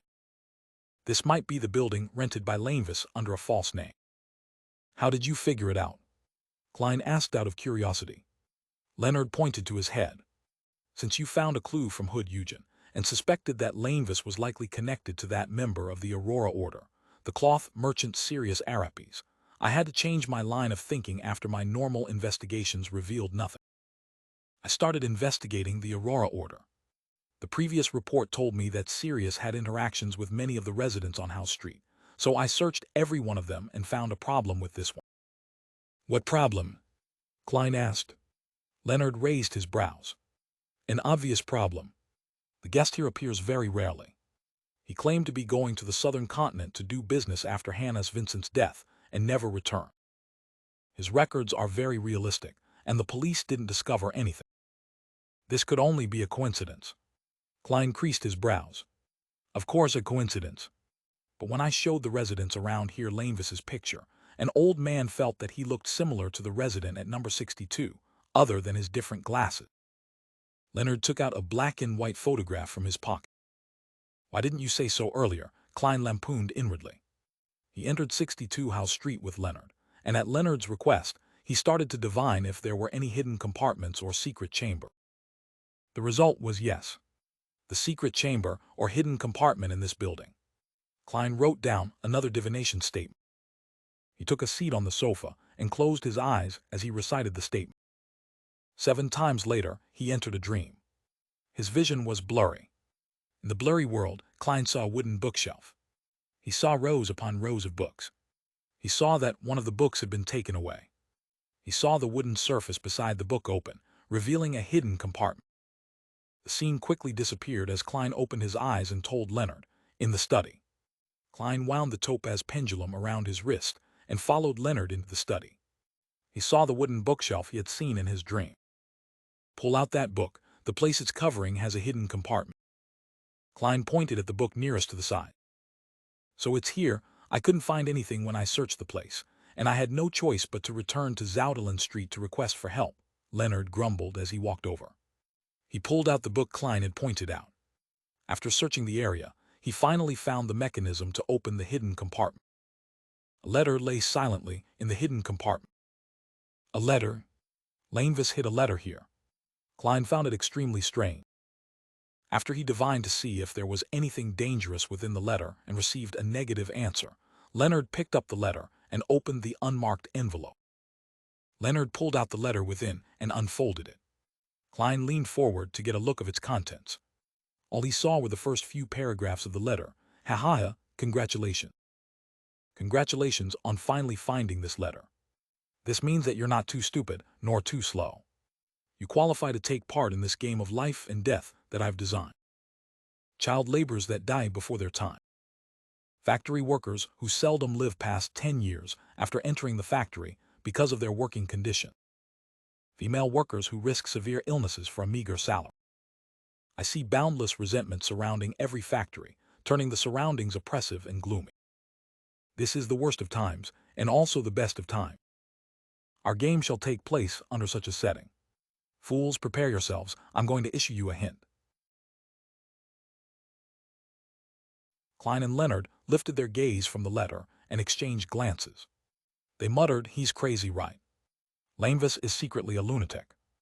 A lunatic who truly has a delusional disorder and an antisocial personality.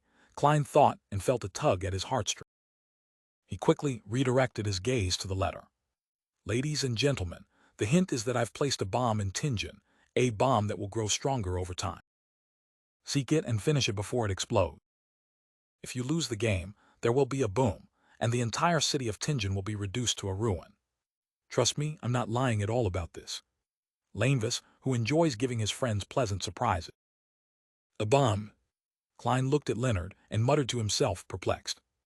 Leonard held the letter up to the sunlight and looked as he flipped it around. He didn't find any other clues. The term bomb is probably an expression. I've never heard of a bomb that can grow stronger. Klein creased his eyebrows and said thoughtfully, no, I mean, he might be using bomb to reference something in mysticism, such as an evil ritual that continuously accumulates power. Leonard cocked his head as though he was listening to something when suddenly his facial expression grew solemn. He nodded as his green eyes constricted. Maybe you're right. Isn't there a description at the beginning of the letter? Child laborers that die before their time. Factory workers who seldom live past 10 years after entering the factory because of their working conditions. Female workers who risk severe illnesses for a meager salary. Boundless resentment surrounding every factory, perhaps. That might be the energy source that constantly strengthens Lanvis's bomb. Yes, that's very possible. Klein suddenly tensed up and said, we need to report to the captain immediately. Leonard laughed and said, there's no need to be so nervous. You should know that Lanvis is a swindler. The part where he said that he didn't lie might be a lie itself. Of course, regardless, we have to return to Zoutelen Street to report to the captain. It's best if we can request the Holy Cathedral to send a mysticism expert over and find the location of the altar through the abnormal accumulation of resentment. Someone is apparently very familiar with protocol, but why would the setup of such an altar need Hood Eugen's help? What role does a psychiatrist play in this? Klein didn't object to the idea. He left 62 Howe Street with Leonard and rushed back to Zoutelen Street on a hired carriage. Just as they entered the Blackthorn Security Company's door, Klein saw two familiar faces, one voluptuous and one scrawny. They were Maynard's wife and sister. They were still in black dresses and black hats. Fine checkered black gauze concealed their faces. The two ladies were chatting with Razin, and when they suddenly saw Klein's return, they turned around and walked forward. "You really are the cream of the crop in this industry." Mrs. Maynard nodded slightly and said in a low voice, "I'm very pleased with the outcome, and I'm also impressed with your work approach. Here's the reward that you deserve." The scrawny woman passed a light brown paper bag to Klein.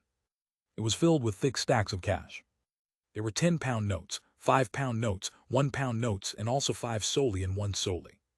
"TT's a total of 230 pounds, the scrawny lady stated simply. Klein was in no mood to pay any attention to the money. He passed it to Razin and said, "Take this to Mrs. Orion." I doubt the two respectable women would make a mistake counting the money. At that moment, the corner of his eyes caught the Tinjin City honest paper in Mrs. Maynard's hand. On the most eye-catching spot on the front page, there were 2 pieces of news. Old Baron's widow dies in involvement with MP Maynard's murder. Mayor Dennis takes the blame for the worsening public security in Tinjin for the past 3 months and resigns. Oh, that's the official excuse for Madame Sharon's case. I've yet to read the newspaper today. Klein nodded at the 2 ladies and followed Leonard through the partition to the captain's office. How was it? Did you find any clues? Dunsmith closed his document, lifted his head, and looked at Klein and Leonard with his deep gray eyes. We found a letter that was left behind by Lanevis. Leonard didn't provide any further descriptions, and simply passed the captain the letter filled with madness and provocation.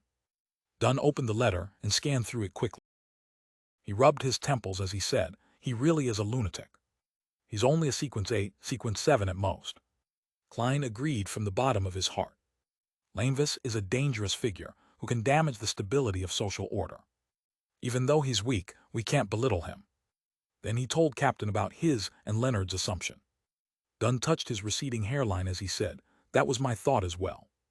I'll immediately send a telegram to the Holy Cathedral and ask them to send a mysticism expert over for assistance. Who knows how dangerous Lanevis's bomb could be? We have to be extremely careful. When the Holy Cathedral replies to me, I'll arrange for the follow-up." Klein and Leonard exchanged glances and nodded simultaneously as they said, "All right." Seizing the moment when Captain was sending a telegram to the Holy Cathedral, Klein returned to the reception hall to grab a copy of the Tinjin City honest paper from Razin. He stood at the partition and read the 2 articles with full concentration. The widow of the old baron of the Coy family, Madame Sharon, was suspected to be involved in the sudden death of Member of Parliament Maynard. The police received a tip and took action at night. They discovered that Madame Sharon and her accomplice had knocked out her servants to carry out a pagan ceremony in her bedroom. They refused to surrender and attempted to resist arrest, resulting in the death of a heroic police officer. Finally, Madame Sharon and her accomplice paid the price for their evil deeds with their lives. Mayor Dennis takes the blame for the worsening public security in Tinjin and resigned. He also announced that he wouldn't be running for re-election next year. For the next few months, Deputy Mayor Mr. Harry will take on the responsibilities of mayor. A heroic police officer, is that the description of Kenley? Klein sighed and knew that it was the best way of handling the situation. According to the internal rules of the Nighthawks, in order to prevent the forces of evil from taking revenge on their family members, their names would be kept confidential even if they sacrificed their lives. He folded the newspaper quietly and returned it to the reception desk. Klein suddenly saw a visitor who walked through the entrance. She was a young lady, in her 20s at most. She was in a ruffled hat and loose dress.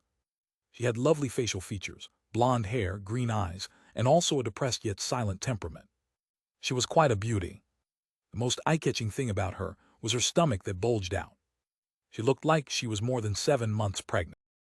Klein was stunned, and he felt that he had seen the young pregnant lady before. Suddenly he heard Leonard say in surprise, "Miss Megos." "Megos, yes, the young lady who was conned by Lanevis. She's pregnant with Lanevis's child, and as such, there might be something wrong with her mental health. She says her child sings in her stomach and also whistles." Klein was suddenly enlightened, and he wasn't surprised that Leonard knew Megos. When they relaunched the investigations of people related to Lanevis, the lady's photo had been seen by every Nighthawk. Klein knew her even earlier. Her Aunt Christina, whose savings had been conned by Lanevis, had brought her to the divination club to ask for help. Her aunt even asked if the child in her stomach could be used for divination.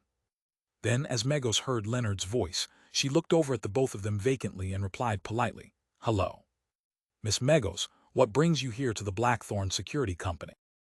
Do you have anything that you'd like us to do for you?" Klein took 2 steps forward and asked. He was very confused by Megos' sudden visit. He felt it was an extreme coincidence. We just found Lanevis's letter, and Megos comes visiting. Megos touched her stomach and smiled faintly. Somehow or other, I suddenly thought of coming to Zoutelen Street and suddenly thought of coming up to take a look. Her mental health seems to have worsened. Klein recalled that he hadn't managed to activate his spirit vision and check on Megos' situation previously. Hence, he lifted his teeth and was about to tap his left molar. Just then, a series of thoughts screamed through his head in increasing intensity. "Don't look. Don't look. Don't look. You'll die. You'll die if you look. You'll die if you look." Klein stood rooted on the spot like a statue, as his forehead was covered in cold sweat. It was like having a deep and heavy nightmare that he nearly couldn't wake up from. Suddenly, he understood something. He had failed to activate his spirit vision the last time because his spirituality had noticed an unimaginable danger. It slowed him down subconsciously, so he missed the opportunity and forgot the follow-up. At that point, Klein had yet to digest the seer potion entirely, and he had yet to advance to sequence 8, so the warnings of spirituality were very subtle and difficult to notice. But now, Klein's spiritual foresight was so clear and obvious. After nearly 20 seconds, Klein finally shook off his paralysis. He looked sideways at Leonard and realized that the midnight poet was also covered in cold sweat, and his eyes were filled with horror. Suddenly, Klein understood what the bomb Lanevis was referring to. It's the baby in Megos' stomach. It's the baby that he left behind. Klein suddenly associated the description in the letter with Hood Eugen's answers, and he suddenly remembered something that he read in Emperor Rosel's diary. "I started the Industrial Revolution with my own hands and personally ushered in the age of steam and machinery, but this will only become the hotbed for the descent of an evil god upon this world." Klein's pupils constricted as he thought of a possibility that he instinctually refused to admit. "No, that's not right. The baby in Megos' stomach can't be the son of some evil god or an evil god waiting to descend upon the world. No, why would Hood Eugen do such a silly thing? Although his psychiatrist's power can help Lanevis fool Megos and use her as a spawning vessel in her semi-unconscious state, no. The resentment of child laborers that die before their time, and the factory workers and female workers who live less than 10 years aren't helping the son of an evil god to grow rapidly. No, why, you may not look directly at God." Rangement Klein instinctively reached for his pocket. He held the flaring sun charm in one hand and Azek's copper whistle in the other. He acutely noticed that the cold, gentle Beyonder feedback of the latter had vanished, as if it was being suppressed by an invisible power. However, the former was still warm and comforting. Making use of this comforting feeling, Klein entered a half-cogitation state. He blocked out his feelings of worry and didn't leave anything to chance. He turned and shot a look at Leonard Mitchell, then tipped his chin toward Megos. He then controlled his expression with his clown abilities and smiled at Megos. "Do you want coffee, black tea, or nothing at all?" Megos stroked her stomach as if she was listening to something. "A cup of warm water. I suddenly thought of chatting with you guys about Lane. I have the feeling that you know a lot." "Who told you that?" Leonard was no longer the frivolous guy that he usually was. His smile had turned rather stiff. Megos suddenly giggled. "My child told me. He knows a lot. He's very smart." Klein fought back the urge to curse. He turned to the partition and signaled to Leonard to keep Megos calm. Leonard forced a smile and pointed toward the sofa. "That's exactly what I'd like to talk about. We want to have a chat with you about Lanevis." Behind the receptionist's desk, Rosin looked on in confusion. She suddenly realized that she didn't need to do anything. Klein quickly made his way past the partition and directly pushed open the door to Dunn Smith's office, then closed the door with a bang. He saw Dunn looking shocked before turning serious and saying in a heavy voice, "Captain, something serious has happened. I know what Lanevis meant by bomb." Dunn stood up and pointed outside. "Megos, He had obviously heard Leonard's shocked exclamation, but he was unable to see the looks of fear and cold sweat on his teammates' faces. Klein nodded and explained quickly. I tried to activate my spirit vision to observe Megos to ascertain her mental condition, but my spirituality stopped me from making the attempt. It kept warning me not to look, that I would die if I did so. This made me recall a saying, you may not look directly at God. Even if the fetus in Megos' stomach isn't an evil god attempting to descend upon this world, or the spawn of an evil god, it's definitely a legendary creature. Captain, connecting this to the Black Altar in Hood Eugen's memories, to his psychiatrist abilities, to the tragic world as described in Lanevis's letter, I think that my guess is quite close to the truth. Lanevis obtained a ritualistic magic linked to the true creator from an Aurora Order member. With Hood Eugen's help, he turned Megos into a vessel to gestate a certain power. Then this power will make use of the resentment, oppression, and gloominess surrounding the factories to quickly grow until maturity. In other words, the ritual itself needs this resentment, oppression, and gloominess in order to succeed. Dunn considered Klein's words seriously for nearly 20 seconds before nodding with a solemn expression. TLL asked for assistance from the Holy Cathedral immediately. Let's hope that the baby in Megos' stomach can still wait. Of course, we can't just sit back and do nothing. Tell Leonard to keep Megos calm and keep her company. Notify Mrs. Oriana, Razin, and the rest. Get all the non-combatants to evacuate. TL head to the back of Channy's gate after I send the telegram. We have to prepare for the worst, which is if Megos' baby is born before the arrival of reinforcements from the Holy Cathedral. As captain of the Tinjin Nighthawks, I have the authority to use St. Selena's ashes during emergency. St. Selena's ashes, the ashes of a high-sequence Beyonder, the core seals within Channy's gate. Klein's worries eased a little. He quickly thought of other things. Captain, we can also ask for reinforcements from the mandated Punishers and the Machinery Hivemind. They should have similar holy items. Klein suddenly had a stroke of inspiration as he muttered to himself.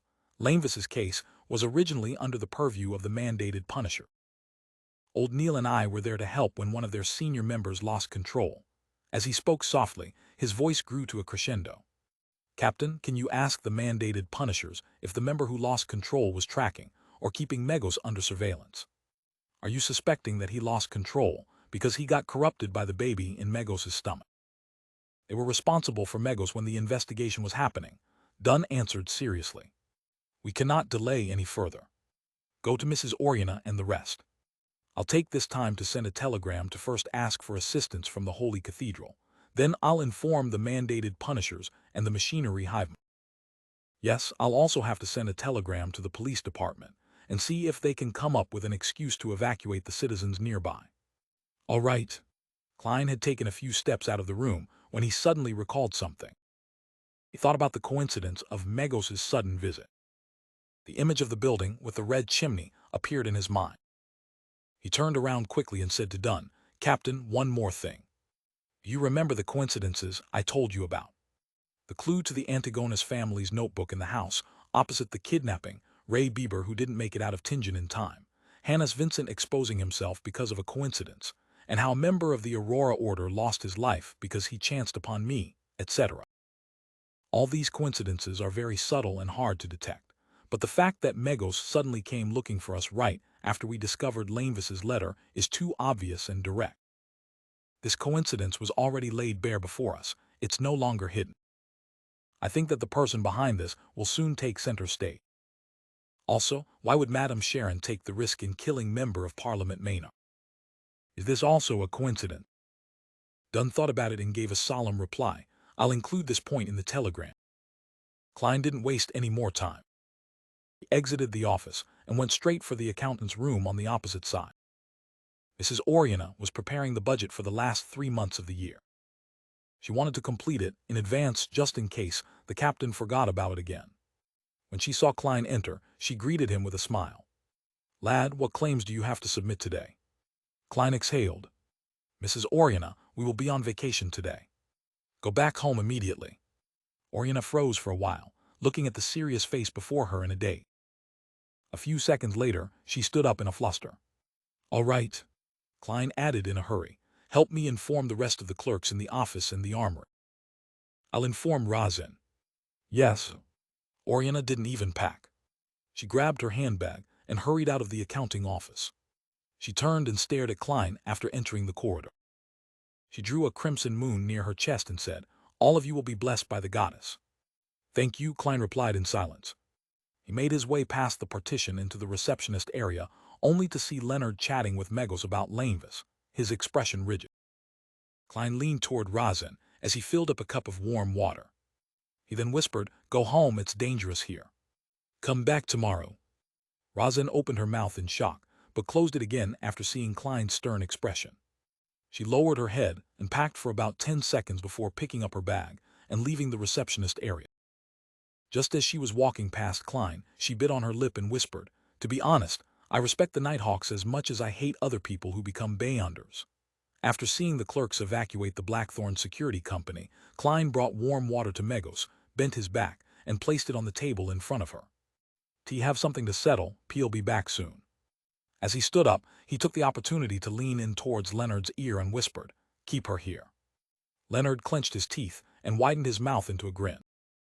He continued his conversation with Megos and noticed that Megos was getting a little restless, as though she was losing her focus.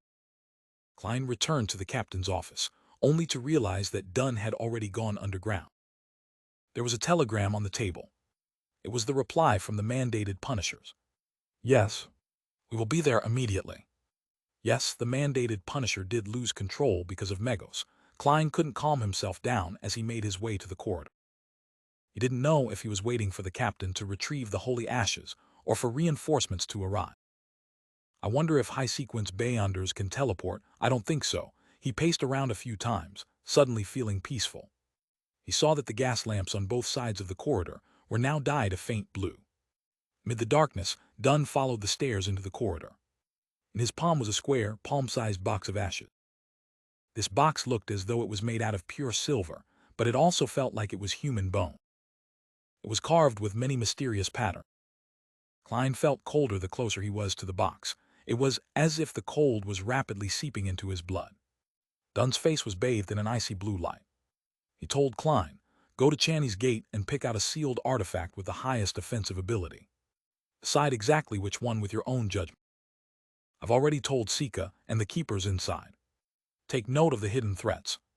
Of those, there are 3 Grade 2 sealed artifacts, which are, oh, now that I've taken out the ashes of St. Selena, Sika and the keepers cannot leave their positions now."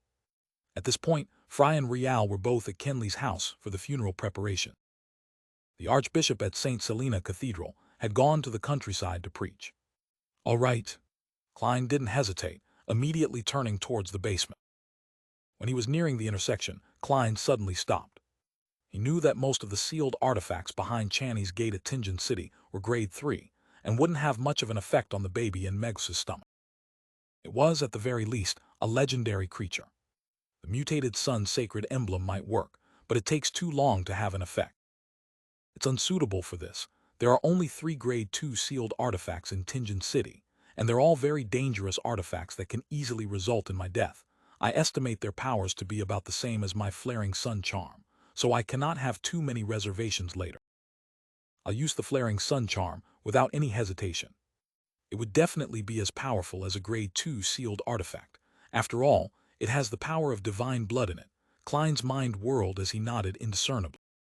He felt for the flaring sun charm and Azek's copper whistle in his pocket, but he was surprised to find that the sensation of the latter was back. Regardless of whether it was useful or not, Klein took out a pen and paper set that was used for divination and wrote a short message.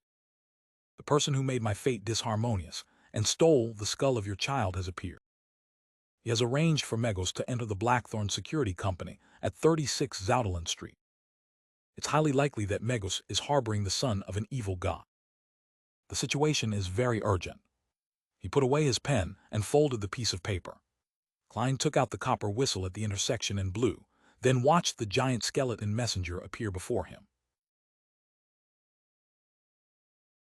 Artifacts in the corridor within the deep and serene basement. The nearly 4-meter-tall bone messenger disappeared before Klein's eyes after taking the letter. When all that was left of the surroundings were the classic gas lamps embedded in the walls, he put away Azek's copper whistle and walked towards Channy's gate. As he was writing the letter, he had already decided on which sealed artifact to pick. Firstly, it would be almost impossible for the grade 3-3 sealed artifacts to have any effect on the baby in Megos' stomach, unless it was an item like the mutated sun's sacred emblem, which had hidden power.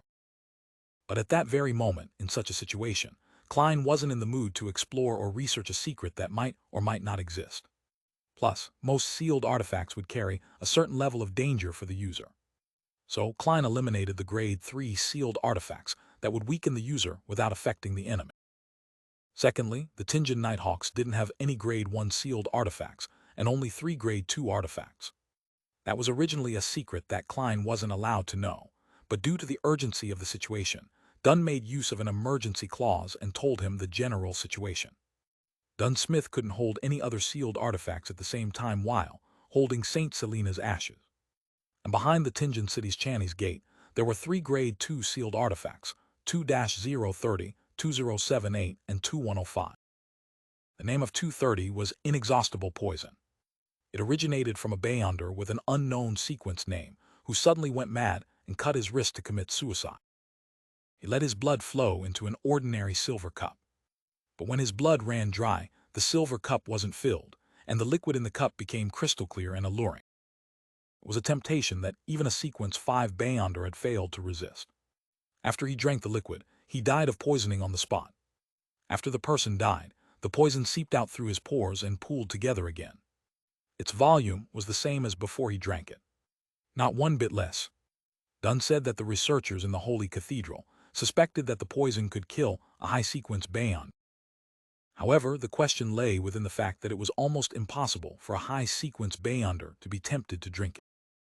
Furthermore, the traits of 2030 were obvious, so no one would consume it by accident. If one wanted to poison them, they had to first capture them, seize control of them, and then force it down their throat. But then, why go through the trouble? 2030 would constantly tempt the living things around it to drink it. The user had to be fully focused on resisting its power. Any slight negligence would make one drink the poison, as though it was only natural to do so. When Dunn finished his description, Klein decided, almost instantly, to not pick that sealed artifact. The name of 2078 was Door of Death. Its appearance was like a normal wooden door. Any living thing that passed through it would die instantly. No high-sequence Beyonder had ever participated in the test. It possessed living traits and constantly attempted to escape. It could change its appearance and disguise itself into a pre-existing door. If the user made any mistakes, he would lose control of it. Then he would need to be careful and not pass through any door near him. He would have to try to wait at the original spot for help or break through a wall to escape. Klein thought of using 2078, but after reevaluating the latter two, he felt that the intuition of a legendary creature would be very sharp and would be able to differentiate whichever door was the door of death. In the end, he decided to pick 2105. The name of the sealed artifact was Blood Vessel Thief. It looked like a thick, stiffened blood vessel. Anyone who touched it, regardless of whether they were protected or not, would have their life stolen. In the beginning, it wouldn't be obvious. But if one didn't break contact with it, the effects would be visible half an hour later. Dunn said that a Sequence 5 heretic held onto it for 2 hours. He turned from a brawny man in his 30s into a hunched old man who had loose skin, thin white hair, and missing teeth. The most important trait of 2105 was that the person wearing it would have the chance to steal an ability from a target within a specific range. Even high-sequence Beyonders could be robbed of their abilities, but the probability was small.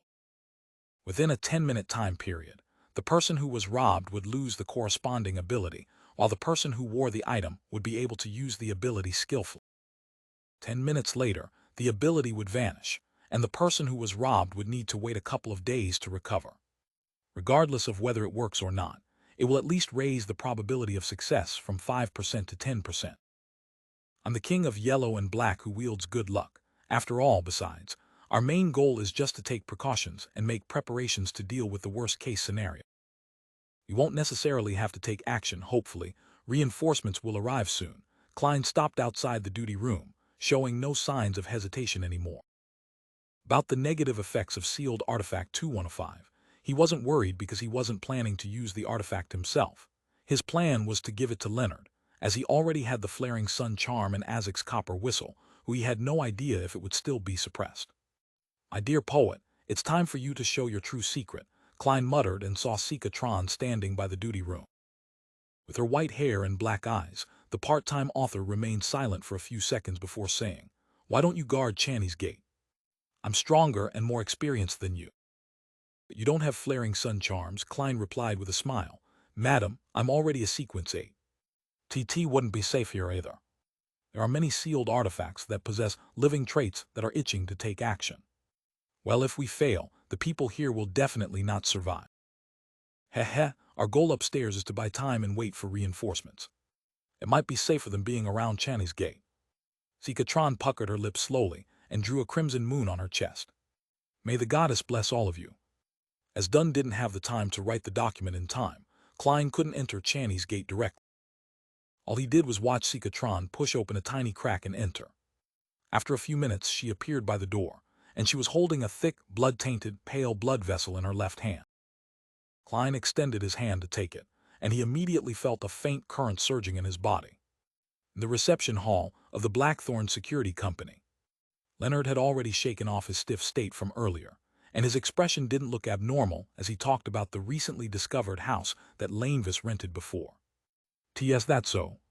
He never told me about it before," Megos replied normally, creasing her eyebrows slightly. Then she grabbed her blonde hair, pulled out a handful, and casually threw it into the trash can by the side. Leonard was dumbfounded. He gulped with difficulty, and his palms were full of cold sweat once again. Klein walked up the stairs to the second floor with the blood vessel thief in his left hand. He looked at the door that led to the Nighthawk's break room, where Dunn Smith stood silently in his black windbreak. His eyes were gray and deep, just like when they had first met. "Reintroducing myself, Nighthawk Dunn Smith." The voice of the past sounded in Klein's ears as the scene of Dunn by Kenley's corpse flashed in his head. There was blood all over his mouth. He suddenly fell silent and walked over. He lifted his left hand and said, "Captain, I picked sealed artifact 2105. I plan on letting Leonard use it." Dunn nodded slightly. He didn't ask why, but turned and pointed at his office as he spoke. "The Holy Cathedral sent a telegram. They said that they'll gather a team of strong Beyonders immediately, and asked us to stall for as much time as possible and try to wait. About those coincidences, they didn't give any reply. I think they don't have any conclusions as of yet. Or perhaps the person who handles the telegrams doesn't know the actual situation and has no way to make guesses. You know, we have to make the best use of time. Telegrams can't be too long." "Yes." Klein nodded. He got closer to the partition and looked outside as he said, "How's the situation?" "Nothing strange as of yet." Dunn looked down at the Saint's ash box in his left hand. Seeing how Leonard and Megos were having a good time chatting, Klein didn't interrupt them. He retreated to the Nighthawk's recreation room and faced Dunn with the corridor in between them. Just then, Dunn suddenly let out a self-deprecating laugh. "T forgot something." "What is it?" Klein replied, puzzled. Dunn looked sideways at him and said, "Dolly told me to explain myself to you." "Huh?" Klein was stunned, as he couldn't quite understand what the captain meant. After 2 seconds before Dunn could reply, he suddenly understood. Madame Dolly didn't reply immediately because she thought it was unnecessary. She had forwarded the matter to the captain and let him explain himself. That means that there isn't anything serious with the captain. At this critical point, Klein suddenly felt a surge of joy erupt inside of him.